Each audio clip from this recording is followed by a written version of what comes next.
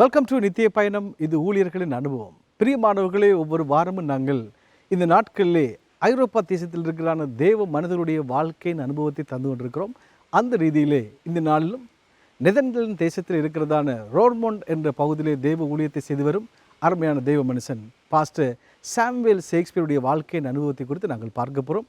வாருங்கள், என்னோடு கூட அவருடைய வாழ்க்கையை குறித்து நாம் பார்ப்போம்.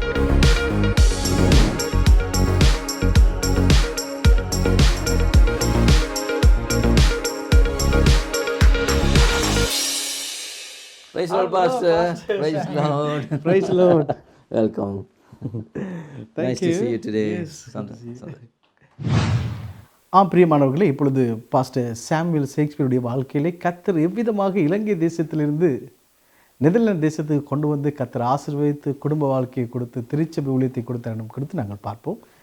Pastor price Lord. Praise Lord, Pastor Dinesh. நல்லது, உங்களை சந்தித்து ரொம்ப சந்தோஷம். எனக்கும் பெரிய சந்தோஷம் இந்த நாளில் முதல் முறையாக உங்களை நெதர்லாந்தில் ரோமன் தேசத்தில் எங்களுடைய இல்லத்தில் உங்களை சந்திப்பது எனக்கு மிகுந்த மகிழ்ச்சியும் ஒரு பெரிய ஆசீர்வாதமாக இருக்கின்றது. நெதர்லாந்திலே கர்த்தர் உங்களை ஆசீர்வதித்து பெருக பண்ணியிருக்கிறார். இதை குறித்து பேசுகிறதுக்கு முன்பதாக நான் நினைக்கிறேன், உங்களுடைய பிறப்பிலிருந்து உங்களுடைய இளமை காலத்திலிருந்து இலங்கை தேசத்துக்கு உங்களை கொண்டு போய் அங்கே வாழ்ந்த காலங்களை குறித்து நாங்கள் பேசி மீண்டும் நாங்கள் நெதர்லாண்டுக்கு வந்தால் ரொம்ப அருமையாக இருக்கும். நல்லது. உங்களுடைய இளமை காலத்தில் எங்கே பிறந்தீர்கள், எப்படி வளர்க்கப்பட்டீர்கள்? இப்போவும் இளமையாக தான் இருக்கின்றேன். ரொம்ப சுவாரஸ்யமாக இருக்கு. எதை குறித்து நீங்கள் உங்களுடைய ஆரம்ப காலம், நீங்கள் எங்கே பிறந்து எப்படி வளர்க்கப்பட்டீர்கள், உங்களுடைய குடும்ப உறவு?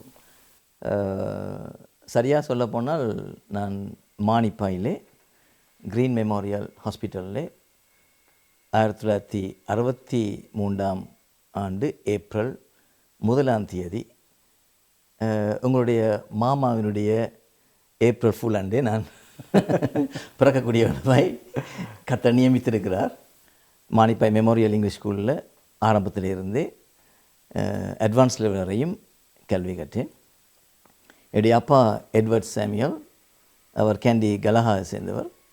அம்மா கிளேரா கோணேஸ்வரி, அவர் திருவண்ணாமலையை சேர்ந்தவர்கள். எப்படி அவர்கள் மானிப்பாய்க்கு வந்தார்கள் என்பதனுடைய ரகசியம் இன்னும் எனக்கு சரியாக தெரியாது. எனக்கு 2 அக்காமார், ஒரு தங்கச்சி, மேரி ஜசின்டா, மேரி கன்செப்டா, கிரேஸ்டெலா, 3 பேரோடு ஒரே ஒரு தம்பி, ஒரு சகோதரனாக பிறந்தேன். ஆரம்ப காலத்தில் பாடசாலை அனுபவங்களை குறித்து சொல்லப்போனால் அது நிறைய இருக்கின்றது. பெரிதாக விசேஷமாக சொல்வதற்கு இல்லை. நாங்கள் சிஎஸ்ஐ என்கின்றதான சர்ச் ஆஃப் சவுத் இந்தியா அந்த மிஷன்லே தான் ஆரம்பத்தில் இருந்து நாங்கள் வளர்க்கப்பட்டோம். நிச்சயமாகவே நீங்கள் ஒரு கிறிஸ்தவ பின்னணியிலே பிறந்திருக்கிறபடியால் திருச்சபை வாழ்க்கை அனுபவம் உங்களுக்கு நிச்சயமாகவே இருக்கும். சண்டே ஸ்கூல் அனுபவம், இப்படியாக படிப்படியாக வாலிபர்கள் திருச்சபையோடு கூட நிறைய நெருங்கிய விதத்தில் நீங்களுடைய ஈடுபாடு இருந்திருக்கும். அப்படியானால் அந்த காலப்பகுதி உங்களுக்கு எப்படி இருந்தது? அதாவது சிஎஸ்சி என்றாலும் கூட நாங்கள் கிறிஸ்தவாக இருந்ததினால கிறிஸ்தவ ஒழுங்கு முறைகளிலே வளர்க்கப்பட்டிருக்கின்றோம். என்னுடைய தாயார் தந்தை எல்லாருமே ரட்சிக்கப்பட முன்பதாகவும் கிறிஸ்தவர்கள் தான். ரட்சிப்பை அறியாத ஒரு காலம் இருந்தது, அந்த நேரத்திலும் இருந்தோம். ஆனால் உண்மையான ரட்சிப்பு என்பதை குறித்த ஆழமான சத்தியம் எங்களுக்கு அப்பொழுது தெரியவில்லை. சிறிய வயதிலிருந்து சண்டே ஸ்கூலுக்கு போனதுண்டு. அங்கே கல்வி கற்றும் இறையியல் காரியங்களை குறித்து நாங்கள் கேள்வி. கடைசியாக சண்டே ஸ்கூல் டீச்சராக எனக்கு இருந்தவர் ஜிட்டோ சேனாதிராஜா. அவர் தான் கடைசியாக எங்களுக்கு யூத்தில் இருந்தார். அதுக்கு பிற்பாடு நாங்கள் 78-79 வரையும் அங்கே இருந்தோம். பிற்பாடு சியோன் தேவாலயத்துக்கு ரட்சிப்பின் நிமித்தமாக நாங்கள் அங்கே போக வேண்டிய சூழ்நிலை வந்தது. நல்லது. உங்களுடைய அந்த திருச்சபை அல்லது போல உங்களுடைய விசுவாசம் எல்லாம் ஒன்றாக இருந்தாலும் உங்களுடைய மனதில் ஒரு மாற்றம் ஏற்பட்டதுனால நீங்கள் இன்னொரு விதமான திருச்சபைக்கு நீங்கள் செல்ல வேண்டிய ஒரு காரணத்துக்கு தள்ளப்பட்டீர்கள். ஆனால் உங்களுடைய வாலிபை காலத்தை குறித்து குறிப்பிட்டால் எந்த விதமாக உங்களுடைய வாலிபை காலம் இருந்தது? இளமை பருவத்திலே வாலிபர்களோடு சேர்ந்து விளையாடிய காலங்கள், அதுக்கு இந்த காலம் மறக்க முடியாத ஒரு காலம். அவைகளை பற்றி சொல்லுவதானால் எதை குறிப்பிடுவீர்கள்? வாலிபரோடு கூட சேர்ந்து மறக்க முடியாத காரியங்கள் என்று சொன்னால் எனக்கு 2-3 பேர் அருமையான நெருங்கிய நண்பர்களாக இருந்தார்கள். பொதுவாக இரவு வேளைகளிலே வீடுகளுக்கு எங்களுடைய சிஎஸ்ஐ மெம்பர்ஸ் வீடுகளிலே நாங்கள் போய் முஸ்பாதி பண்ணி நிறைய காரியங்கள் செய்வதுண்டு. குறிப்பாக சொல்லப்போனால் இரவு வேளைகளிலே ஒரு முஸ்பாத்தியாக இந்த சைன் போர்ட் நேம் போர்டை மாற்றுவது, ஒருவருடைய பேரை கொண்டு இன்னொரு வீட்டில் போடுறது, இன்னொரு வீட்டில் கொண்டாங்கப்பா வெளியே பார்ப்பார்கள் எல்லாம் மாற்றப்பட்டிருக்கிறதுன்னு சொல்லி பிற்பாடு நாங்கள் நோட்டம் பார்க்க போவதுண்டு. என்னுடைய அருமையான நண்பர் என்றால் அவர் இப்பொழுது நோர்வேயில் இருக்கிறார், செல்வேந்திரன் செல்லாண்டு சொல்வதுண்டு. நாங்கள் இருவரும் சேர்ந்து அதிக முஸ்பாத்தியான காரியங்கள், ஆஸ்திரேலியாவில் இப்போ ஊழியனாக இருக்கிறார் டீல் ருக்ஷன் டீல்னு சொல்லி எல்லாம் சேர்ந்து நல்ல முஸ்பாத்தியாக நாங்கள் நிறைய இருக்கின்றது. ஆனால் ரட்சிப்படைந்த பிற்பாடு அங்கே இடத்துலேருந்து இன்னொரு ஆலயத்துக்கு போக வேண்டிய சூழ்நிலை வந்ததுனால இந்த உறவுகள் கொஞ்சம் எனக்கு குறைக்கப்பட்டு விட்டது. நல்லது பாஸ்டர். இப்பொழுது நீங்கள் திருச்சபையினுடைய மாற்றம், நீங்கள் தென்னிந்திய திருச்சபையில் உங்களுடைய வாழ்க்கை முறை, அங்கிருந்த ஆராதனை முறை, அங்கிருந்த நண்பர்கள், அந்த காலம் வித்தியாசம். இப்பொழுது நீங்கள் வாலிபனாக இருக்கிற காலத்தில் இப்பொழுது சியோன் தேவாலயத்துக்கு போகிறீர்கள். இங்கே இருக்கிற ஆராதனை முறை, திருச்சபையினுடைய செயல்பாடுகள் எல்லாம் முற்றிலுமே வித்தியாசமாக இருக்குது. எப்படி நீங்கள் முதல் முறையாக போகிற பொழுது எப்படி ஃபீல் பண்ணினீங்க? முதல் முறையாக போன்ற பொழுது எல்லாமே வித்தியாசமாக இருந்தது. கூடுதலாக அறியாமையின் காலம் என்று ஒன்று இருந்தது இல்லையா? ஸோ அந்த நாட்களில் அறியாமையின் காலத்தில் இருந்த அநேகர் கிறிஸ்துவனுடைய ஆழமான அன்பை, பரிசுத்தாவியானுடைய செயல்பாடுகளை, ஆழமான ரட்சிப்பின் காரியங்களை அன்று சரியாக அறியவில்லை. ஆனால் இன்று நாங்கள் போன பிற்பாடு அநேகர் அந்த இடத்துல இருந்து ரட்சிப்படைந்து இன்று உலகத்திலே பல இடங்களில் நல்ல ஊழியக்காரர்களாக, நல்ல வேதாகம ஆசிரியர்களாக இருப்பதை நான் கேள்விப்படுகின்றேன், பார்க்கின்றேன். ஆரம்ப காலத்திலே நாங்கள் சிஎஸ்எல் இருந்து சியோன் தேவாலயத்துக்கு போன்ற பொழுது அநேகருக்கு அது விசனமாக இருந்தது. ஆனால் இன்று அவர்கள் நாங்கள் போன பாதை சரி என்று எங்களை இன்று ஏற்றுக்கொள்கிற அளவுக்கு வந்திருப்பதை நான் காணக்கூடிய இருக்குது. அது எனக்கு ஒரு பெரிய சந்தோஷம், மகிழ்ச்சி. நல்லது. உங்களுடைய அந்த காலப்பகுதியிலே, திருச்சபை காலத்திலே நீங்கள் எவ்விதமாக படிப்படியாக ஊழியங்களில் ஈடுபடுகிற ஒருவராக நீங்கள் காணப்பட்டிருப்பீர்கள். அப்படின்னா உங்களுக்கான அந்த ஊழியம் செய்ய வேண்டும் என்ற அந்த வாஞ்சை, அந்த தாகம் எப்படி உங்களுக்கு உருவானது? எந்த விதத்திலே நீங்கள் ஊழியங்கள் ஈடுபட்டீர்கள்? அதாவது ரட்சிப்பு என்பது எங்களுடைய வீட்டுக்குள்ளே, குடும்பத்துக்குள்ளே 1973ஆம் ஆண்டு நாங்கள் சிஎஸ்ஐயில் இருக்கின்ற பொழுது என்னுடைய நண்பர் செல்லா அவர்கள் ஒரு துண்டு பிரசனம் கொண்டு வந்து கொடுத்தார் என்னுடைய அக்காவுக்கு. அது இப்பொழுது பாஸ்டர் சாம் ராஜஸ்ரீ அவர்கள் நடத்துகின்ற அந்த ஆலயத்திலே அப்பொழுது YMCA இருந்தது, மானிப்பாய் YMCA. அங்கே அப்பொழுது பாஸ்டர் அருமநாயகம் அவர்கள் டெலிவரன்ஸ் ஹால், அதாவது விடுதலை மண்டபம் என்ற பெயரோடு கூட சுவிசேஷ கூட்டங்களை நடத்தினார்கள். அப்பொழுது யாரோ கொடுத்த ஒரு துண்டு பிரசுரத்தை கொண்டு வந்து என்னுடைய நண்பன் செல்லா என்னுடைய அக்காவிடத்தில் கொண்டு வந்து, இந்த ஜசிந்தா போய் இயேசு ஜீவிக்கிறார், இயேசு குணமாக்குறார், போய் பாருன்னு சொல்லி கொடுத்தார். முஸ்பாத்தியாக நாங்கள் பழகுவதுண்டு. அதை எடுத்துக்கொண்டு என்னுடைய அக்கா அங்கே போனார்கள். அப்பொழுது தான் அங்கே வித்தியாசமான கொஞ்சம் ஆவியானுடைய அசைவாட்டங்கள் அவர்களுக்கு காணக்கூடிய இருந்தது. 3 நாட்கள் கூட்டங்கள் நடைபெற்றது. ஸோ தொடர்ந்து அந்த 3 நாட்களும் என்னுடைய 2 அக்காமாரும் முதல் என்னுடைய தனி அக்கா போனார்கள், ஜசிந்தா. அவர்கள் ஆண்டவரால் தொடப்பட்டார்கள், இயேசுவால் தொடப்பட்டார்கள். பிற்பாடு என்னுடைய சகோதரியையும் கூட்டிக் கொண்டு அங்கே போனார்கள். என்னுடைய சகோதரி மேரி கன்செப்டா அவர்கள் இப்பொழுது ஜெர்மனில் இருக்கிறார்கள். அவர்களுக்கு ஹார்ட் என்லார்ஜ் என்று சொல்லப்படுகிறதான ஒரு வியாதி இருந்தது பல காலங்களாக. அதாவது இருதயம் அதிகமாய் துடிப்பதுண்டு. அதனால் அவர்கள் பாடசாலை செல்ல முடியாது, படிக்க முடியாது. வைத்தியர்களால் கைவிடப்பட்டு வீட்டிலேயே வைத்திருக்க வேண்டிய சூழ்நிலை இருந்தது. எனவே அதுங்களுக்கு என்னுடைய அம்மாவுக்கு, நான் சின்ன பிள்ளை அப்பொழுது சரியான கடினமாக இருந்தது. அடுத்த நாள் என்னுடைய 2வது அக்காவையும் கூட்டிகிட்டு போனார்கள். அந்த நாளில் அங்கு உடனடியாய் ஒரு சொஸ்தம் கிடைத்தது. அங்கேயே அவர்கள் சாட்சி சொல்லி வித்தியாசமான ஒரு உறவுக்குள்ளாக நாங்கள் வந்தோம். எனவே தொடர்ந்து அந்த ஆலயத்துக்கே, யாழ்ப்பாணத்தில் இருக்கிற ஆலயத்துக்கே நாங்கள் குடும்பமாக போக, அக்காவுடைய வழிநடத்தோடு கூட நாங்கள் போகக்கூடிய இருந்தது. படிப்படியாக நாங்கள் குடும்பமாக அங்கே போய் ஆராதிப்பது எங்களுக்கு பெரிய ஒரு சந்தோஷமாக இருந்தது. கர்த்தருடைய ஒரு பெரிய ஏற்பாடு வழிநடத்தல் எங்களுக்கு இருந்தது. நிறைய எதிர்ப்புகள் சூழ்நிலைகளை நாங்கள் சந்தித்தோம். இருந்தாலும் கர்த்தருடைய ஒரு தீர்மானத்தின்படி அங்கே செல்வது எங்களுக்கு அருமையாக இருந்தது. பிற்பாடு 1979ஆம் ஆண்டு ஏப்ரல் 22ஆம் தேதி நான் அந்த ஆலயத்திலேயே ஞானஸ்நானம் எடுத்தேன். வாலிப பிராயத்தில் அதிகமாய் தவறுகள் ஒன்றும் செய்ய முடியாது. இப்பொழுது நான் யோசித்து கவலைப்படுவதுண்டு. காலத்தை வீணாக்கி விட்டோம்னு சொல்லி. ஏனென்றால் எனக்கு 3 சகோதரிகள். இவர்கள் எப்பொழுதுமே எனக்கு பின்னால் நிற்பார்கள். இந்த பிதா குமாரன் பரிசுத்த ஆவி மாதிரி. ஒன்றில் அக்கா பார்த்துக்கொள்ள, எடுத்து தங்கச்சி எல்லாருமே என்னை பேக் பண்ணி கொள்வார்கள். எனவே எந்த விதமான முஸ்பாத்திகளுக்கும் நாங்கள் இடமில்லை. பாவ வாழ்க்கை என்று சொல்வதற்கு அடிமைத்தனங்களுக்கு இடம் இல்லை. என்றால் வார்த்தை உள்ளத்திலே வந்து விட்டது.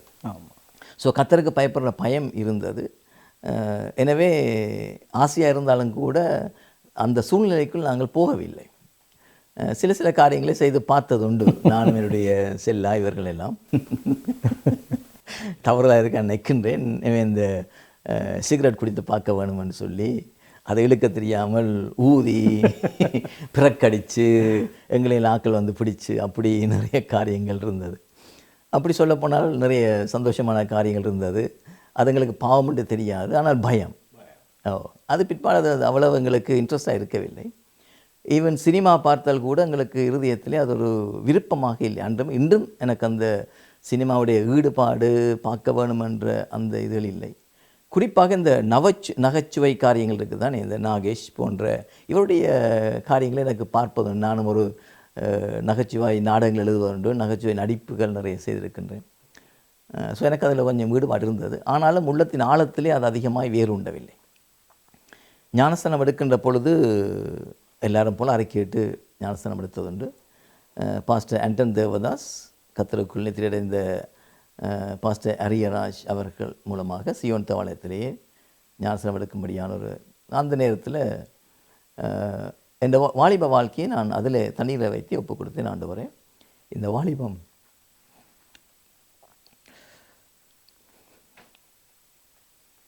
உமக்காக இருக்கவள். அதனால் இன்று வரையும் அந்த வாலிபத்தை கர்த்தர் பொருட்படுத்தார். யா, தேங்க் காட். அந்த சொன்ன வார்த்தை ரெண்டும் எனக்கு இருதயத்தில் இருக்கு. சொன்ன வாழ்க்கையில் மாற்றம். கர்த்தர் அதை கேட்டார். அதனுடைய பகடிக்காவது கர்த்தரிடத்தை சொல்லிட்டார். அவர் அதில் கர்த்தனையாக இருப்பார் நிச்சயமாக. ஸோ அதிலேருந்து என்னுடைய வாழ்க்கையில் பெரிதான பாவங்களுக்கு போக வேண்டிய சூழ்நிலை கர்த்தர் எனக்கு தரவில்லை. அதற்காக ஆபிரகாமை போல விசுவாச வீரனும் அல்ல, மோசையை போல கர்த்தருடைய வீட்டில் அங்கு உண்மையாக இருந்தவனும் அல்ல, யோசேப்பை போல பரிசுத்தவானும் அல்ல, அதுக்காக படுபாவியும் அல்ல. ஸோ அதிலிருந்து கர்த்தர் என்னோடு கூட இடைப்பட்டு நான் உணர்ந்து கொண்டேன். பிற்பாடு சியோன் தேவாலயத்திலே வாலிபர் ஆராதனைகளிலே அதிகமாய் என்னால் முடிந்தளவு ஈடுபடக்கூடியதாக இருந்தது. எனக்குள்ளே ஒரு ஊழிய அழைப்பு இருக்குது என்பதை என்னால் புரிந்து கொள்ளக்கூடியதாக இருந்தது. ஆனாலும் குடும்பத்தின் பொறுப்புகள் எனக்கு இருக்கின்றது. என்னுடைய சகோதரி, அவருடைய வாழ்க்கை, பெற்றோருடைய வாழ்க்கை இதெல்லாம் நான் செய்ய வேண்டும் என்ற ஒரு ஆழமான அஸ்திபாரம் எனக்குள்ளே இருந்தது. பொறுப்பு உணர்வு எனக்குள்ளே இருந்தது. எனவே அது என்னுடைய வாழ்க்கையில் எப்போவுமே ஃபோக்கஸ் பண்ணிக்கொண்டே இருந்தது. தொடர்ந்தும் படிப்பில் அதிகமாக இருந்தேன். இன்று இருக்கின்ற இந்த ஊழிய வாழ்க்கைக்கு எனக்கு முதல் என் இருதயத்திலே ஒரு தரிசனத்தை காண்பித்தவர் கலைஞர் பாஸ்டர் இன்பொருவன்.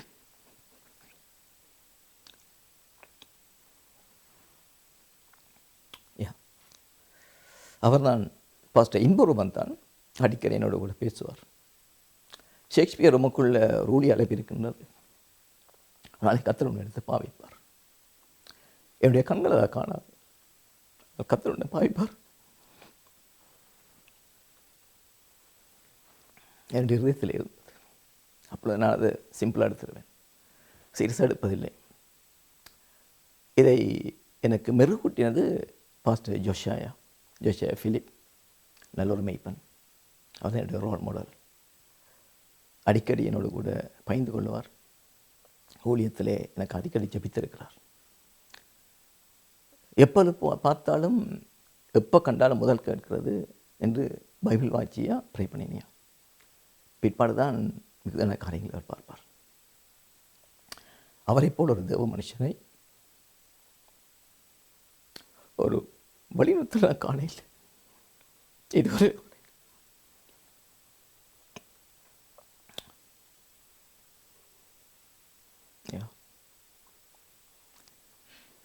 ஒரு ஊழியரையும் கூட நான் காணவில்லை. அவரை போல் எங்களாலும் வாழ முடியாது. நம்மை அழகாக அன்பு செலுத்தி எங்களை அரவணைத்து அத்தோடு கூட கடிந்து கொண்டு உண்மை, நேர்மை, பரிசுத்தம், ஊழிய வாழ்க்கை, குடும்ப வாழ்க்கை இவருடைய காரியங்களை ஒரு சொற்ப நாட்கள் தான் அடுப்பட நான் இருந்தேன். இன்றும் அவருடைய வழிநடத்தல்கள் எனக்கு ஒரு அஸ்திபாரத்தின் ஆதாரமாக இருக்கின்றது. அடிக்கடி நான் யோசிப்பதுண்டு, அடிக்கடி கூட நான் பேசுவதுண்டு. ஊழியத்தில் எவ்வளோ தூரம் நாங்கள் வந்தாலும் கூட அவர் கொடுத்த அந்த ஆழமான விதை என் இருதயத்தில் இருக்கின்றது. அப்பொழுது நாங்கள் இருக்கின்ற பொழுது அந்த ஆலயம் ஒரு சிறிய ஆலயமாக இருந்தது. 150-200 பேர் இருக்கக்கூடிய ஒரு தகர கொட்டில் போல இருந்தது. மழை பெய்ந்தால் தண்ணீர் வரக்கூடிய அப்படியான இடம். அந்த ஆலயத்தை கட்டுவதற்காக மிகுந்த முயற்சி எடுத்தார்கள்.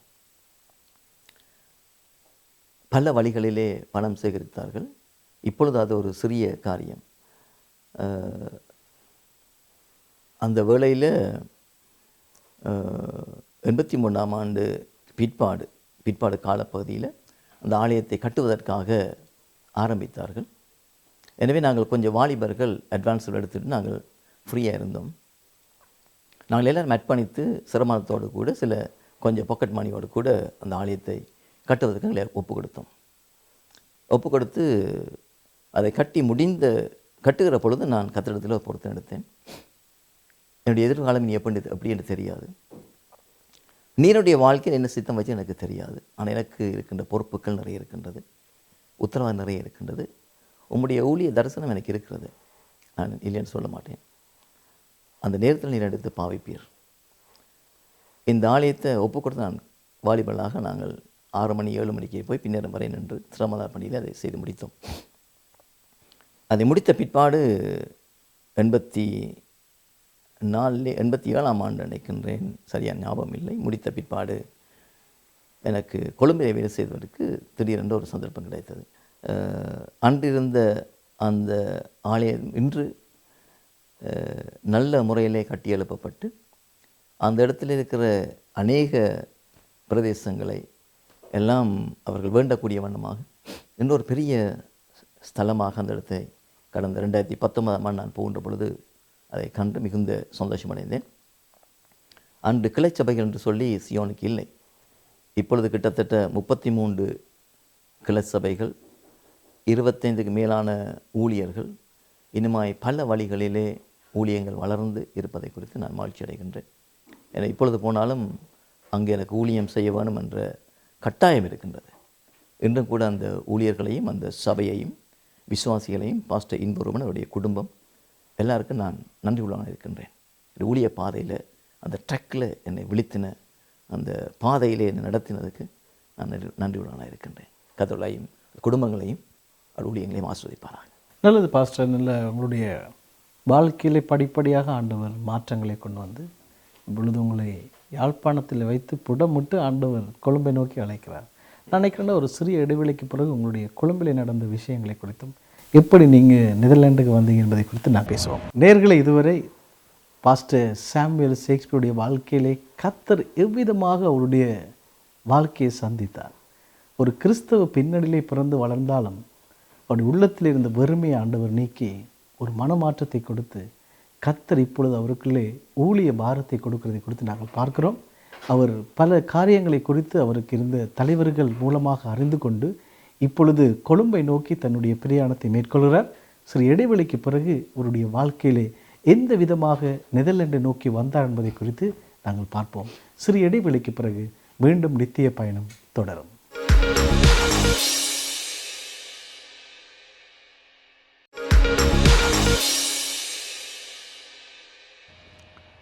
வெல்கம் பேக் டு நித்திய பயணம். இது ஊழியர்களின் அனுபவம். பிரியமானவர்களே, நாங்கள் இப்பொழுது நிற்கிறது நெதர்லாண்டிலே. நெதர்லாந்து வந்து இந்தோனேசியாவை அவர்களுடைய காலனித்துவத்துக்களை வைத்திருந்தார்கள். அந்த இந்தோனேசியா ஒரு காலத்தில் எழும்பி தாங்கள் அந்த இடத்தை தாங்களே ஆட்சி செய்யணும் என்று முயற்சித்ததினாலே இங்கிருந்து நெதர்லாண்டிலிருந்து 6200க்கும் அதிகப்பட்ட சோல்ஜர்ஸ் அங்கே சென்று படையினர் சென்று இறந்ததற்கான ஒரு நினைவு இடமாகவே இது வைக்கப்பட்டிருக்கிறது. எப்படி தங்களுடைய தியாகங்களை செய்தார்கள் என்பதற்காக. அதே போன்று இந்த போதகர் நெதர்லாண்டை நோக்கி வருகிறார். இங்கு இவர் செய்த தியாகங்கள் எப்படிப்பட்டது என்பதை குறித்து நாம் இந்த நினைவு இடத்திலே வைத்து இவருடைய வாழ்க்கையின் ஊழிய நினைவுகளை பற்றி பேசுகிறது மிகவும் ரொம்ப சந்தோஷமான விஷயம். பாஸ்டர், நீங்கள் சொல்ல முடியுமா உங்களுடைய வாழ்க்கை நினைவிலே எவ்விதமாக இப்பொழுது யாழ்ப்பாணத்திலிருந்து கொழும்பை நோக்கி உங்களுடைய பிரயாணம் மேற்கொள்கிறது? கொழும்பில் வந்து இருந்த காலம் என்ன? அங்கே என்ன காரியத்தை செய்தீர்கள்? கொழும்பில் கிட்டத்தட்ட 3 வருஷ காலமாக நான் ஒரு ஸ்தாபனத்தில் மேஸ்டன் ஸ்தாபனத்தில் வேலை செய்தேன். அந்த நாட்களில் கொழும்பில் இருக்கிறதான ஹை லெவல் ரோடில் இருக்கிறதான கல்வாரி தேவாலயத்தில் போகக்கூடிய வாய்ப்பை கத்தனை கொடுத்தார். அங்கு சில ஊழியங்களை செய்து வந்திருந்தேன். ஆராதனை வழிநடத்துறது, இனிமாய் டெமடோகோட்டா பகுதியிலே வீட்டு கூட்டங்களை செய்து வந்திருந்தேன். அது பிற்பாடு அங்கே பல அனுபவங்கள் எனக்கு கிடைத்தது. திடீரென்று எனக்கு அங்கிருந்து பஹ்ரைன் போவதற்கான ஒரு சந்தர்ப்பத்தை கர்த்தர் கொடுத்திருந்தார். எனவே பஹ்ரைனில் மாரநாத்தா ஆலயத்தில் அங்கு சாதாரண விசுவாசியை தான் நான் அங்கே இருந்தேன். அங்கே பெரிதான ஊழியங்கள் செய்வதற்கு எனக்கு வாய்ப்புகள் கிடைக்கவில்லை. அங்கே எப்படியான வேலைக்காக சென்றீர்கள்? அங்கே ஒரு கம்பெனி ஸ்பீடி மோட்டார் சர்வீஸ்ன்றதான ஒரு அரபிக் கம்பெனியில் கேஷியராகவும் கடைசியாக ஆஃபீஸ் மேனேஜராகவும் இருந்து அங்கிருந்த வேளையில் எனக்கு யூரோப்புக்கு வர வேணும் என்ற வாஞ்சையும் சூழ்நிலையும் வந்தது. எனக்கு குடும்ப காரியமாகவும் இன்னுமாய் சதாமுடைய பிரச்சனை, அங்கே ஈராக்குடைய சதாமுடைய பிரச்சனை வந்தது நிமித்தமாக போகணும் என்ற சூழ்நிலை வந்தது. அங்கிருந்தும் கர்த்தர் எனக்கு ஃப்ரான்ஸுக்கு போவதற்கு எங்களுடைய கம்பெனி மூலமாகவே ஒரு விசாவை எனக்கு எடுப்பதற்கு கர்த்தர் கிரியை செய்திருந்தார். எனவே அங்கிருந்து நான் 92ஆம் ஆண்டு பிரான்ஸுக்கு வருவதற்காக கர்த்தர் எனக்கு வழிகளை தந்தார். இப்பொழுது பிரான்ஸை நோக்கி வருகிற பொழுது உங்களுடைய அனுபவம், புதிய நாடு, புதிய பாசி, புதிய வாழ்க்கை. எப்பொழுது பிரான்ஸில் இருந்த காலத்தில் எப்படி உங்களுடைய கிறிஸ்தவ வாழ்க்கை காணப்பட்டது? எவ்விதமாக அவை உங்களுக்கு ஊழியத்துக்கு ஏற்றதாக அமைந்தது? எல்லாம் அங்கே எனக்கு புதிதாக இருந்தது. ஆனால் போகின்ற பொழுதே கர்த்தர் எனக்கு ஒரு சபை அங்கே ஆயத்தப்படுத்தி இருந்தார். அப்போஸ்தலிக் சபை என்றதான பாஸ்டர் காலின்ஸருடைய சபையில் அங்கே நான் ஆராதிக்கவும் சிறிய ஊழியங்களை செய்யவும் வீட்டுக்குட்டை நடத்தவும் எனக்கு அங்கே ஊழிய அனுபவங்களும் வாஞ்சலும் இருந்தது. ரைட் பாஸ்டர், இப்பொழுது நீங்கள் பிரான்ஸில் இருக்கிற காலத்திலிருந்து கர்த்தர் உங்களுக்கு ஒரு ஏவுதலை கொடுத்து நீங்கள் நெதர்லாண்டுக்கு வந்திருப்பீர்கள். அப்படியானால் இந்த நெதர்லாண்டில் நீங்கள் வருகிற பொழுது இங்கே இருக்கிற சூழ்நிலை எப்படி இருந்தது? எதற்காக நீங்கள் நெதர்லாண்டு நோக்கி வந்தீர்கள்? நெதர்லாந்துக்கு வருவதற்குரிய காரணம், இந்த இடத்திலே நான் இப்பொழுது ரோமோண்ட் இந்த இடத்திலே ஒரு சபை ஆரம்பிக்க வேணும் என்ற ஒரு வாஞ்சை அப்போஸ்தலிக சபைக்கு ஒரு தரிசனமாக இருந்தது. எனவே அதற்கு கர்த்தர் என்னை எடுத்து பாவித்தார். ஆமாம், இப்பொழுது உங்களுக்கு இந்த இடம் புதிது. அவர்களுக்கு திருச்சபைக்கு ஒரு தரிசனம் இருந்தது, ஓகே. ஆனால் நீங்கள் இந்த இடத்துக்கு வருகிறதுக்கு கர்த்தர் நிச்சயமாக உங்கள் உள்ளத்திலே ஒரு பாரத்தை போட்டிருப்பார். எனக்கு ஒரு பாரத்தை போட்டார், தரிசனத்தை கொடுத்தார். அது ரொம்ப கடினமான ஒரு தரிசனமாயும் காரணமாயும் இருந்தது. ஆனாலும் என்னுடைய வாழ்க்கையை நான் கர்த்தருக்கு கண்டு ஒப்பு கொடுத்தேன், ஊழியத்தை கண்டு ஒப்பு கொடுத்தேன். கர்த்தர் என்னை நடத்தினார். எனவே இந்த இடத்திலே வர எனக்கண்டு நியமிக்கப்பட்டிருந்த மனைவியை நான் கண்டுகொள்ள, திருமணம் முடிக்க. ஆமாம், அந்த திருமண வாழ்க்கைக்கு போகிறதுக்கு முன்பதாக நீங்கள் இங்கே வருகிற பொழுது உங்களுடைய இந்த இங்கே நீங்கள் ஃப்ரான்ஸில் இருக்கிற பொழுது ஃப்ரெஞ்சு பேசணும், இங்கே வருகிற பொழுது நீங்கள் டச் பேசணும். அப்படியானால் உங்களுக்கு ஒரு மொழி பிரச்சனை, நாடு புதிது, ஊழியம் புதிது, இங்கே தரிசனத்தோடு வந்தாலும் அனைத்துமே புதிதாக இருக்கிறது. இப்பொழுது உங்களுடைய திருமண வாழ்க்கையும் அங்கே இடம்பெறுகிறது. பாருங்கள், நாடு புதிது, பாசை புதிது, வாழ்க்கை புதிது, ஊழியம் புதிது, எல்லாம் அனைத்தும் புதிதாக இருக்கிற காலத்திலே எல்லாமே ஒரு ஒரு பேபி போல தான் இருக்குது. எப்படி உங்கள் வாழ்க்கையை நீங்கள் அந்த காலத்தில்? ஆரம்பம் ரொம்ப கஷ்டமாக இருந்தது. ஆனாலும் படிப்படியாக கர்த்தருடைய அழைப்பு எனக்கு இருந்ததுனால வந்த எல்லா சூழ்நிலைகள் சவால்களை என்னுடைய மாம்சத்திலே மேற்கொள்வது கடினமாக இருந்தது. பல இடங்களில் நான் சோர்ந்து போயிருந்தேன், பல இடங்களிலே விரக்தி அடைந்திருந்தேன், பல நேரங்களிலே தனிமையிலே அழுதிருக்கின்றேன், வேதனைப்பட்டிருக்கின்றேன். ஆனாலும் தேவனுடைய அழைப்பின் ஆவியானுடைய பலன் எனக்குள்ளே இருந்ததுனால எல்லா சவால்களையும் சந்தோஷமாய் சந்திப்பதற்கு அதுக்குரிய வழிவாசலை கர்த்தர் எனக்கு எடுத்து கொடுத்திருந்தார். ஏற்ற வேலைன்னு சொன்னால் கிட்டத்தட்ட 10 வருடங்களுக்கு பிற்பாடு இந்த நாட்டிலே வதிவிட வசதியை கர்த்தர் எனக்கு கொடுத்து, அருமையான 2 பிள்ளைகளை கர்த்தர் கொடுத்து, பியூலா பெனி இவர்கள் ஊழியத்தில் என்னோடு கூட இணைந்து, என்னுடைய மனைவி பாமினி அவர்களும் என்னோடு கூட பரிபூர்ணமான அர்ப்பணிப்போடு கூட. ஆமாம், நாங்கள் இந்த குடும்பத்தினுடைய ஊழியத்தை குறித்து நாங்கள் அவர்களுடைய அர்ப்பணிப்பை குறித்து பேசுகிறதுக்கு முன்பதாக அந்த முதல் ஆரம்ப கால ஊழிய காலத்திலே நிச்சயமாகவே எல்லாமே புதிது. நான் உங்களை குறித்து சொல்வேன்னா, நீங்கள் ஒரு மிஷனரியை போல வந்திருக்கிறீர்கள். அந்த மிஷனரிக்கு உரிய அனைத்து செயல்பாடோடு நீங்கள் வந்திருக்கிறீங்க. எந்தவித மக்களுடைய சப்போர்ட்டும் இல்லை, இங்கே எந்த ஒரு சபையும் இல்லை. நீங்கள் இந்த ரோய்மன் என்று சொல்லப்படுற இடத்துல திருச்சபை இல்லாத ஒரு காலத்தில் நீங்கள் வருகிறீங்க. ஆனால் அப்படி ஒரு ஆரம்ப நிலைமைக்கு நீங்கள் போகிற பொழுது மக்களை தேடி எங்கே சந்தித்தீர்கள்? எப்படி மக்கள் உங்களுடைய அந்த கூடுகைக்கு வந்தார்கள்? அவர்களை சந்திப்பது ரொம்ப கடினம். ஐரோப்பா பொறுத்த மட்டும் நெதர்லாந்தில் தமிழர்களை தேடித்தான் பிடிக்க வேணும். நீங்கள் ஃப்ரான்ஸுக்கு போனால் ஃப்ரெஞ்சை விட தமிழார்கள் நிறைய இருக்கிறார்கள். லண்டன், கனடாவும் அப்படி. ஆனால் ஜெர்மனிலையும் அப்படி தான். நெதர்லாந்தை பொறுத்த மட்டும் தமிழர்களை தேடி பிடிப்பது மிகுந்த கடினம். அதிலும் அவர்களை கண்டுபிடிப்பதனால் ரொம்ப கஷ்டமாக இருக்கும். பொதுவாக யாராவது புதியவர்களை கண்டால் நின்று கதைப்பதற்கு கஷ்டப்படுவார்கள். என்னால் ஏதாவது உதவி கேட்டு விடுவார்களோ என்ற ஒரு பயம் அவர்களுக்கு இருந்தது. ஆனாலும் கூட ரொம்ப கஷ்டமாய் கடினமாய் வீடுகளை சந்திக்க, நபர்களை சந்திப்பதற்கு கர்த்தர் கிருபையாக இருந்தார். பொதுவாக என்னை போன்ற சுவிசேஷத்தோடு கூட பொதுவாக எங்கே இந்த சபைகளை அல்லேலூயா சபை என்று சொல்வார்கள். சாமுவேல் என்று சொல்ல என்னை கூடுதல் அழைப்பார்கள். அவர்கள் என்னை கண்டாலே பொதுவாக கதைப்பதோ இல்லாட்டால் காண்பதோ தெரியாத மாதிரி போகிறது அதிகமாக இருந்தார்கள். என்றால் சமயம் மாத்திரவர் வந்து விட்டார் என்ற ஒரு கதை திடீரென்று இந்த ரோமோனிலே பரவி விட்டது. அதனால் என்னோடய கதைப்பதெல்லாம் மிகுந்த கடினமாய் அவர்களுக்கு இருந்தது. ஸோ என்னை டச் பண்ணி கொண்டு போய் விடுவார்கள். இருந்தாலும் கர்த்தரை நடத்தி கொண்டு வந்தார். 1 2 3 மூவராக கர்த்தர் சேர்த்து 1998ஆம் ஆண்டு மார்ச் 28ஆம் தேதி ஒரு சுவிசேஷ கூட்டத்தை வைக்க ஒரு சிலர் பங்கு பெற்றினார்கள். ஒரு 4-5 பேரோடு கூட தான் அந்த சபை ஆரம்பித்தது.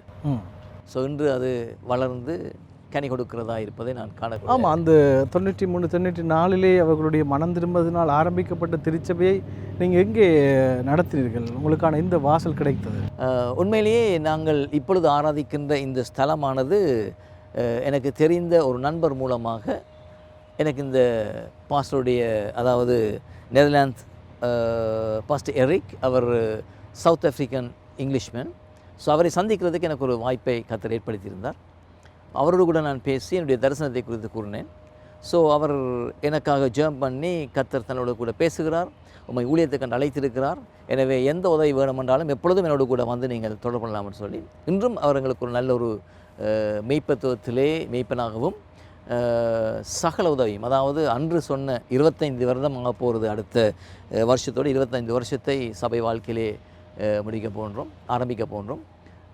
ஸோ அந்த நாளிலிருந்து இன்று வரையும் ஊழியத்துக்கென்று என்னத்தை நான் போய் கேட்டாலும், இட வசதியோ இல்லாவிட்டால் ஒலிபெருக்கி எக்யூப்மெண்ட்ஸ் என்ன தேவை என்றாலும் கூட எனக்கு மனம் சிலைக்காமல் ஒரு ஆவிக்குரிய தகப்பன் ஸ்தானத்திலிருந்து உதவி செய்வதை நான் காண கிடைக்கிறது. எனவே அதிலிருந்து நான் கண்டு கொண்டதுதான் இது தேவனுடைய சித்தம். இந்த இடத்துல ஊழியம் ஆரம்பிப்பதென்று தேவனுடைய சித்தம் என்பதை நான் பரிபூர்ணமாய் உணர்ந்து கொண்டேன். அவருடைய ஆலயத்திலேயே ஒரு சிறிய இடத்தை எங்களுக்கு தந்து, நான் ஒரு வெளிநாட்டவன், அத்தோடு கூட அகதி, அதாவது நிரந்தர வதிவிடம் இல்லாத ஒருவனாக இருந்தாலும் கூட ஒரு தேவனுடைய ஊழியக்காரனாக என்னை அக்செப்ட் பண்ணி அங்கே தன்னுடைய பெரிய ஆலயத்திலே, கிட்டத்தட்ட ஒரு பெரிய ஆலயத்திலே ஒரு சிறிய இடத்தை எங்களுக்காக ஒதுக்கியிருந்தார். அதிலே தான் நாங்கள் ஆரம்பித்தோம். அது ஒரு பெரிய ஆசிரமமாக இருந்தது. பிற்பாடு அவர்கள் ஒரு புதிய ஆலயத்தை வேண்டி, இடத்தை வேண்டி கட்டி வந்திருந்தார்கள், புதிய காலயமாக. இப்பொழுது நாங்கள் ஆராதிக்கிறோம். அதிலும் எங்களுக்கு ஒரு தங்களுடைய ஒரு சகோதர ஸ்தலமாக எங்களுக்கு ஒரு ஆராதனை ஸ்தலத்தை தந்து எங்களை நடத்தி வருகிறார். நல்லது பாஸ்டர், நீங்கள் உங்களுக்கான ஒரு ஆராதிக்கிறதுக்கு இடம் கிடைத்தது. எப்படி ஒரு திருச்சபை பெயரை நீங்கள் சூட்ட நினைத்தீங்க? எந்த விதமான பெயருக்காக ஆண்டவரிடத்தில் ஜெபித்தீர்கள்? இப்பொழுது இருக்கிற பெயர் என்ன? அது ஆரம்பத்தில் அவருடைய ஒரு கிளையாகத்தான் நாங்கள் இயங்கி வந்துடும். அவருடைய பேர் வந்து ஃபேமிலி சர்ச்னு சொல்லுவார்கள். என்னால் இருக்கிற பல இனத்தவர்கள், சைனீஸ், இன்னமாய் ஆஃப்ரிக்கன்ஸ் நிறைய பேர் இருந்தார்கள், சுரினாம் இருந்தார்கள், இன்னும் டச் இருந்தார். எனவே அவர்கள் ஃபேமிலி சர்ச் என்று தான் வைத்திருந்தார்கள். பிற்பாடு அவர்கள் இப்போ அண்மை காலத்திலே அந்த பாஸ்டர் ரிட்டையர்ட் ஆகின்ற வேளையிலே அவர்கள் இன்னொரு சபைக்கு இந்த சபையை ஒப்புக் கொடுக்கிறார்கள். அந்த வேளையிலே அவர்கள் எங்களை தமிழ் சபையாக அங்கீகரிக்கும்படி அவர்கள் அதாவது எங்களுக்கென்ற ஒரு பெயரை உண்டாக்கி எங்களை ரெஜிஸ்டர் பண்ணும்படி இவ்வளவு இருந்த அந்த ரெஜிஸ்ட்ரேஷனில் இருந்து நாங்கள் விலத்தி பொதுவாக ரெஜிஸ்ட்ரேஷனை வைக்கும்படி கேட்டிருந்தார்கள். எனவே கர்த்தர் இருதயத்திலே கொடுத்த பாரமாக சுவிசேஷ தரிசன தமிழ் திருச்சபை, gospel vision Tamil church, GVTC என்ற அந்த பெயரை கர்த்தர் எனக்கு இருதயத்திலே போட்டார்.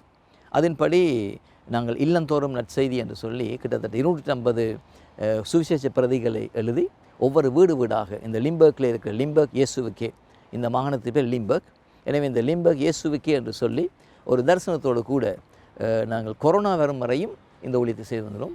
கொரோனாவுக்கு பிற்பாடு ஊழியங்கள் கொஞ்சம் தளர்வடைந்து வித்தியாசமான ஒரு கோணத்திலே போய் கொண்டிருக்கின்றது. கொரோனா காலத்தை குறித்து பேசுகிறதுக்கு முன்னர் உங்களுக்கு கிட்டத்தட்ட 20-22 ஆண்டுகள் நீங்கள் திருச்சபையிலே பலவிதமான ஊழியங்களை செய்திருப்பீர்கள். அப்படியானால் எந்த விதமான ஊழியங்களை நீங்கள் திருச்சபைக்குள்ளே செய்தீர்கள்? திருச்சபையினுடைய வளர்ச்சி எப்படி காணப்பட்டது? திருச்சபையில் உருவானவர்கள், உருவாக்கப்பட்டவர்கள் வெளியிடங்களுக்கு போயிருப்பார்கள். அந்த விதமான உங்களுடைய மிஷனரி மூலமாக உண்டான தாக்கத்தை குறித்து நீங்கள் பேசுங்க.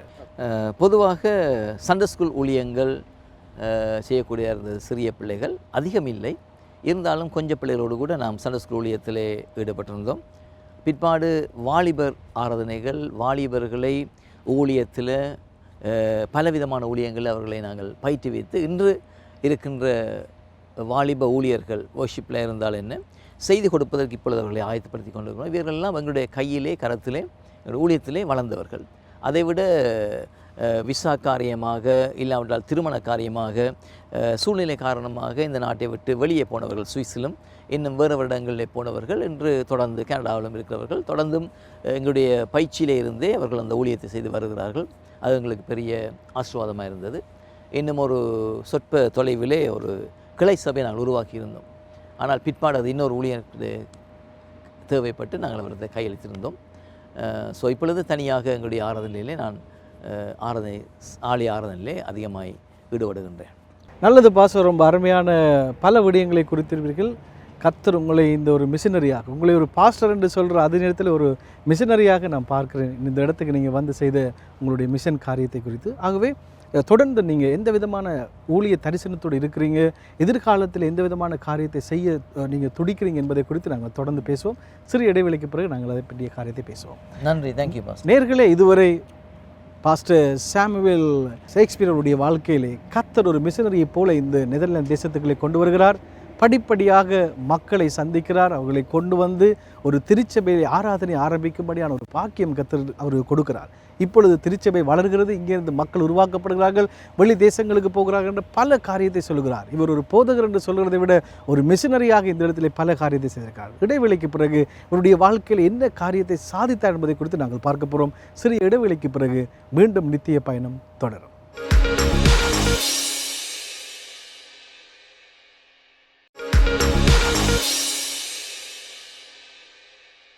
வெல்கம் பேக் டு நித்திய பயணம். இது ஊழியர்களின் அனுபவம். பிரியமானவர்களே, பாஸ்டர் சாமுவேல் ஷேக்ஸ்பியருடைய வாழ்க்கையின் அனுபவத்தை பார்த்து கொண்டிருக்கிறோம்.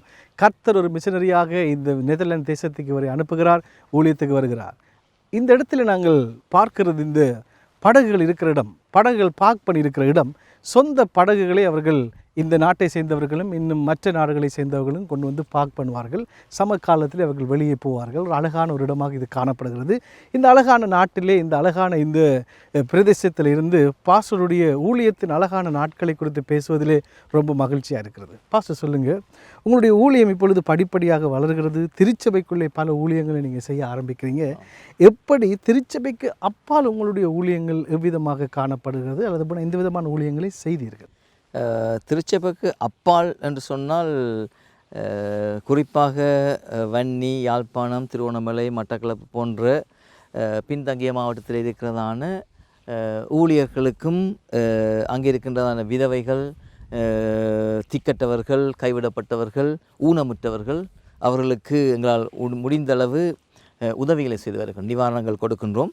அத்தோடு கூட ஜீவ ஊற்று அன்பின் கரம் என்ற ஸ்தாபனத்தோடு கூட இணைந்து தனிப்பட்ட முறையிலும் சபை சார்பாகவும் இணைந்து பல ஊழியங்களை நாங்கள் செய்கின்றோம்.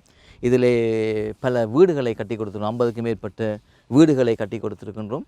அதில் எங்களுடைய சபை விசுவாசிகளும் இணைந்து தனித்தனியாக காரியங்களை செய்திருக்கிறார்கள். ஒவ்வொரு வருஷமும் டிசம்பர் மாதம் வருகின்ற பொழுது சண்டே ஸ்கூல் பிள்ளைகளுக்குரிய அபியாச புத்தகங்கள், இன்னுமாய் பள்ளிக்கூட பேக் போன்றவற்றை நாங்கள் செய்து வருகின்றோம். குறிப்பாக தற்சமயம் வாகரையில் இருக்கிறதான எபனேஸ்வர் தேவாலயம், பாஸ்டர் தவராஜா, காலம் சென்ற பாஸ்டர் கத்தோனிடைந்த பாஸ்டர் தவராஜா அவருடைய மனைவி இப்பொழுது அந்த ஊழியத்தை செய்து சசிகலா என்பது செய்து வருகிறார்கள். அவர்களுக்கு எங்களால் முடிந்தளவு சபை சார்பாக காரியங்களை செய்து அந்த விழுந்து போன தாவீதின் கூடாரத்தை நிமித்தினது போல அந்த ஊழியத்தில் நாங்கள் பங்கு பெற்று வருகின்றோம். அது எங்களுக்கு பெரிய மகிழ்ச்சியும் ஆசீர்வாதமாக இருக்கின்றது. நல்லது பாச, உங்களுடைய ஊழியத்தினுடைய வளர்ச்சி பலருக்கு ஆசீர்வாதமாக அமைந்திருக்கிறது நினைக்கிற பொழுது நீங்கள் மட்டும் பெற்ற ஆசீர்வாதத்தையும் நன்மைகளையும் மற்றவர்களும் பெறவணும் என்று நீங்கள் செயல்படுகிறது நிச்சயமாகவே மகிழ்ச்சியாக இருக்கிறது. அந்த ரீதியில் உங்களுடைய குடும்பம் என்று வருகிற பொழுது உங்களுடைய மனைவி, உங்களுடைய பிள்ளைகள் எப்படியாக உங்களுடைய இந்த ஊழியத்துக்கு அவர்கள் முழுக்க சப்போர்ட்டிவாக? அது சொல்லப்போனால் உண்மையை பெரிய ஆசீர்வாதம். என்னுடைய மனைவி பரிபூர்ணமான ஒரு நல்ல பங்கை ஊழியத்திலே செலுத்தி வருகிறார்கள். அது மட்டுமல்ல, என்னுடைய 2 பிள்ளைகள் பியூலா, பெனியும் கூட என்னோடு கூட இணைந்து என்னுடைய பாரத்தை சுமந்து, பொதுவாக என்னுடைய மகள் எல்லா விதமான சபையுடைய அட்மினிஸ்ட்ரேஷனில் இருந்து சகல காரியங்களையும் என்னோடு கூட தோள் கொடுத்து நிற்பதை, அர்ப்பணித்திருப்பதை நான் காணக்கூடியதாக இருக்கின்றது. மகனும் மியூசிக் காரியங்களில், இசை போன்ற காரியங்களிலும் இன்னுமாய் பல காரியங்களில் உதவி செய்வதை காணக்கூடியதாக இருக்கிறது. அதோடு கூட இன்னும் என்னுடைய மனைவியுடைய அக்காவுடைய பிள்ளைகள் பிரியன், பெனு இவர்கள் எல்லாம் சேர்ந்து இந்த ஊழியத்தில் அதிகமாய் நிற்பதை நான் காணக்கூடியதாக இருக்கின்றது. அதோடு கூட சபையுடைய வாலிப பிள்ளைகள் அதிகமாக எனக்கு ஊழியத்தில் உதவியாக இருக்கிறார்கள். நல்லது பாஸ்டர், உங்களுடைய வாலிப பிள்ளைகளை குறித்த காரியத்தை நீங்கள் சொல்லுகிற பொழுது உங்களுக்கு ஒரு எதிர்கால தரிசனம் இருக்கிறது. இந்த முதலாவது ஜெனரேஷனை தாண்டி 2வது ஜெனரேஷன், 3வது ஜெனரேஷனும் வருகிறது. அவர்களுக்கான என்ன திட்டங்களை நீங்கள் வைத்திருக்கிறீர்கள்? அதை முன்னோக்கி போகிறதுக்கான என்ன முயற்சிகளில் ஈடுபடும்? அதிகமாக என்னுடைய தரிசனம் என்னவென்றால், வாலிபர் மத்தியில் ஒரு நல்ல ஒரு அதாவது ஊழியர்களை, சபை நடத்தக்கூடியவர்களை உருவாக்குவது. எனக்கு பிற்பாடு வருகின்ற ஒரு வாலிப சமுதாயம் சொந்தமான ஒரு ஆராதனை கூடத்திலே எங்களுக்கென்று ஒரு சபையை ஸ்தாபிக்க வேணும். ஒரு கட்டடத்தை, கர்த்தருடைய வருகை தாமதிக்கும் என்றால் நாங்கள் உயிரோடு இருந்தால் அந்த தரிசனத்தை நிறைவேற்ற வேணும் என்று மட்டுமல்ல, எனக்கு பின்பாடு வருகின்ற வாலிபர்கள் என்னை விட அதிகளவு பரந்த ஒரு ஊழியத்தை, ஆசீர்வாதமான ஊழியத்தை தமிழிலும், டச்சிலும், ஆங்கிலத்திலும் ஒரு ஊழியத்தை செய்ய வேண்டும் என்பதுதான் என்னுடைய தரிசனமாக இருக்கிறது.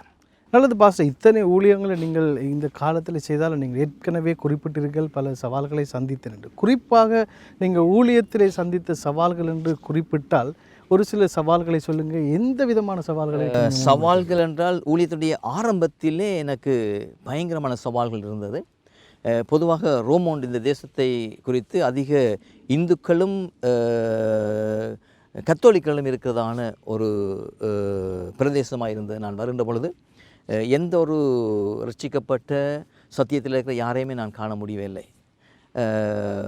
எனவே சில மதவாதிகள் இந்த மதமாட்டு சட்டம் என்கின்றதான ஒரு காரியத்தை, அதாவது இந்த மேகசினில் வந்ததான காரியங்களை ஃபோட்டோ காப்பி பண்ணி வீடு வீடாக இரவிராக கொண்டே போடுவார்கள். அது ஒரு சவாலாக எனக்கு இருந்தது. இன்று அப்படி செய்த நபர்களை என்னால் காண முடியும். உன் பக்கத்தில் 1000 பேரும் வலதுபுறத்தில் 16 பேர் விழுந்தாலும் ஒன்று முன்னே அணுகாது என்று சொல்லப்பட்ட வண்ணமாய் எதுவுமே அங்கே பலிக்கவில்லை. ஆலயத்துக்கு யாராவது புதிதாக ஒரு இந்து சகோதரனோ சகோதரியோ குடும்பம் வந்துவிட்டால் உடனடியாக அந்த வீட்டுக்கு எங்கள் சபைக்கு எதிராக இருப்பவர்கள் வீடு போவார்கள். இல்லாட்டி டெலிஃபோன் அடித்து உடனடியாக அங்கே போக வேண்டாம், சாமுவேல் சமயம் மாத்திரவன் அவருக்கு அங்கே அமெரிக்காவோடு கூட தொடர்பு இருக்கிறது, அவர்கள் அங்கே சம்பளம் கொடுக்கிறார்கள், அமெரிக்காவில் இந்த பணம் வருகின்றது, எனவே அங்கே நீங்கள் போக வேணாம் என்று தடுத்த நிறைய பேர் இருக்கிறார்கள். எனவே இது ஒரு பெரிய சவாலாக எனக்கு ஆரம்பத்தில் இருந்தது. ஆனால் இவைகள் எல்லாவற்றையும் சமாளி என்று சொல்கிறது வண்ணமாக சமாளித்து கர்த்தருடைய பலத்தோடு கூட இன்று வரையும் நான் ஓடக்கூடிய வண்ணமாய் கடந்த 24 வருஷங்கள் 25வது வருடத்துக்குள் போது கூட கர்த்தர் ஒரு பெரிய கிருபை செய்தார். அத்தோடு கூட கடந்த 2 கிழமைக்கு முன்பதாக ஒரு பெரிய ஒரு வாகன விபத்தில் நான் அங்கே எதிர்கொள்ள வேண்டி வந்தது. பயங்கரமான ஒரு வாகன விபத்து. என்னுடைய வாகனத்தினுடைய எந்த விதமான அங்கே பொருட்கள் எடுக்க முடியாத அளவுக்கு சின்ன பின்னமாக்கப்பட்டிருந்தது. ஆனால் என்னுடைய சரீரத்தில் ஒரு விதமான ஒரு சிறிய கிளாஸ் கூட என் சரீரத்தில் படவில்லை. அந்த படத்தை அநேகர் பார்த்துருக்கிறார்கள். அந்த சம்பவத்தை ஒரு சென்ற 2 கிழமை முன்பதாக ஞாயிற்றுக்கிழமை ஒரு விசுவாசியில் கொண்டு வருவதற்காக நான் ஓடிக்கொண்டிருந்தேன். எனவே மது போதையிலே வந்த ஒருவர் எனக்கு நேர் எதிராக வந்து என்னுடைய வாகனத்தோடு மோதினார். அது எனக்கு பெரிய ஒரு சவாலாக இருந்தது. அந்த நாளில் நான் கொடுக்க வேண்டிய செய்தி 91வது சங்கீதம், உன் பக்கத்தில் 1000 பேரும் உன் வலதுபுறத்தில் 16 விழுந்தாலும் அது அணுகாது என்று சொல்லப்பட்ட அந்த வசனம் தான் நான் தியானித்து கொண்டு போயிருந்தேன். அந்த வசனத்தை தியானிக்கிற பொழுதே சத்துருவானவன் அந்த வாகனத்தை எனக்கு நேராக ஓட்டி கொண்டு வருவதை நான் காண இருந்தது. கர்த்தருடைய வார்த்தையின்படியே 1000 10000 தூள்கள் என் மேல் விழுந்தது. அங்கே கிளாஸ் எல்லாம் உடைந்து என் மேல் விழுந்தது. ஆனால் ஒரு சிறிய காயம் கூட, ஒரு சிறிய கிளாஸ் கொண்டதோடு என்னுடைய சரீரத்திலே படவில்லை. அது பெரிய அற்புதமாய் கர்த்தரை பாதுகாத்தார். ஆமென். கர்த்தருக்கு ஸ்தோத்திரம். கர்த்தருக்கு நீங்கள் தேவை. ஆண்டவர் உங்களை கொண்டு வந்த திட்டங்களை நிறைவேற்றுகிறதுக்கான காலத்தை ஆண்டவர் வைத்திருக்கிறார். நீங்கள் அவருக்கு தேவை என்றபடியே ஆண்டவர் உங்களை இன்னும் உயிரோடு வைத்திருக்கார். நல்லது பாஸ்டர், ரொம்ப அருமையாக பல விடயத்தை குறித்து நீங்கள் பேசியிருக்கிறீங்க. உங்களுடைய வாழ்க்கையின் ஒவ்வொரு காரியத்திலும் கர்த்தர் கூட இருந்திருக்க அந்த சாட்சிகள், உங்களுடைய வாழ்க்கையின் அனுபவம் எங்களுக்கும் நேர்களுக்கும் மிகுந்த ஆசீர்வாதத்தை கொடுத்திருக்கும். நான் நினைக்கிறேன் என்றால் இந்த நிகழ்ச்சியை பல நேர்கள், போதகர்கள், ஊழியர்கள், விசுவாசிகள் என பலர் பார்த்து கொண்டிருக்கிறார்கள். இவர்களுடைய வாழ்க்கையில் சோர்ந்து போயிருக்கிற பக்கங்கள் உண்டு. ஊழியத்துக்கு வந்து தடுமாறுகள் இருக்கிறார்கள்.